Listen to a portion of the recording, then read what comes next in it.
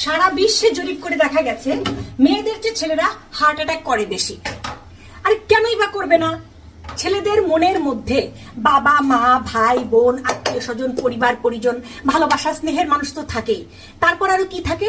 ওই রাস্তা দিয়ে ক্লাস 10-এ পড়া মেয়ে গেলেও তাদের হাড়ের মধ্যে ঢুকে যায়। তারপরে ছাদে যদি পাশের বাসার ভাবি গোসল করে এসে একটু চুলে ঝাঁকি মারে, ওই বয়স্ক ভাবিকে দেখেও তাদের মনের মধ্যে হালচাল হয়ে যাও, সেটাও তাদের মনের মধ্যে ঢুকে যায়। তারপর রাস্তাঘাটে চলতে গেলে তো আরো কতজন মনের মধ্যে ঢুকে তা তো বলার কথাই নেই।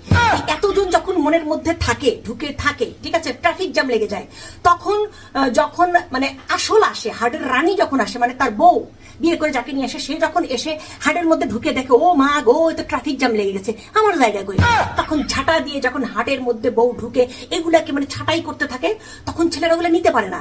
কারণ তাদের বউও লাগবে, পাশের পাশের ভাবিও লাগবে, তারপরে হচ্ছে মায়া মহব্বতের সবাই লাগবে, তাদের দুনিয়ার সবকিছু লাগবে। তখন তারা কি করে?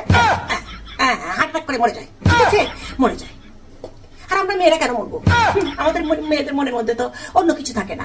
আমাদের মেয়েদের মনের মধ্যে থাকে হচ্ছে শুধুমাত্র বাবা মা ভাই বোন।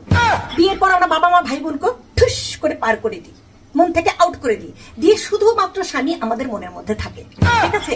তারপরে কিছুদিন পর দুটা বাচ্চা, ওই স্বামী আর দুটা বাচ্চা কাচ্চা আমাদের হাড়ের মধ্যে খুব সুন্দর ফুটবল খেলার মাঠের মধ্যে দৌড়াদৌড়ি